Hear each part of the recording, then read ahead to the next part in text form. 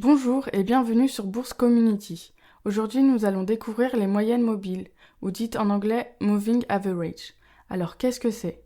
Les moyennes mobiles sont des indicateurs qui donnent la valeur moyenne des cours de clôture. Ces moyennes sont dites mobiles car elles sont actualisées tous les jours. Nous permettant de lisser les cours, on peut alors identifier les tendances et observer les signaux d'achat ou de vente. Pour une meilleure utilisation, on conseillera de les associer entre elles à différentes périodes. On va voir aujourd'hui deux types de moyennes et on va commencer par la moyenne mobile simple, ou appelée aussi moyenne mobile arithmétique. Cette moyenne mobile résulte de l'addition des cours de clôture divisé par le nombre de la période choisie.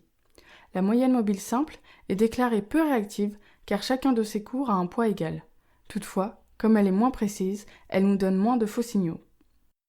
On va désormais observer le comportement de deux moyennes mobiles simples de périodes différentes lors d'un croisement haussier. On utilise, pour l'exemple, une moyenne mobile simple de 20 périodes en bleu, soit une moyenne de court terme, et une moyenne mobile de 50 périodes en rouge, soit une moyenne de long terme.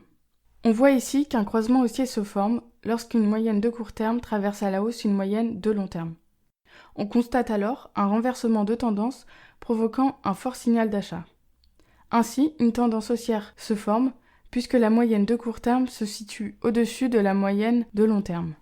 On va découvrir maintenant la moyenne mobile exponentielle. Elle est considérée comme un meilleur outil de suivi de tendance car elle est plus réactive. Attention donc à l'apparition plus importante de faux signaux. Elle utilise des pourcentages pour donner un poids égal à chacune de ces valeurs dans son calcul. Comme elle donne plus d'attention aux cours les plus récents, on peut remarquer plus rapidement les changements de tendance. C'est une variante de la moyenne mobile pondérée qui est une moyenne très semblable à la moyenne mobile exponentielle, sauf dans le calcul.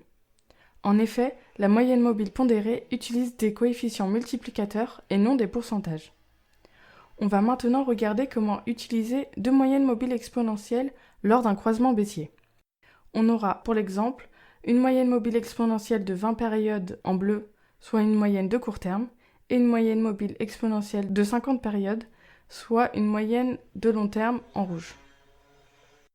Nous observons ici le cas d'un croisement baissier, car la moyenne mobile de court terme traverse à la baisse la moyenne mobile de long terme.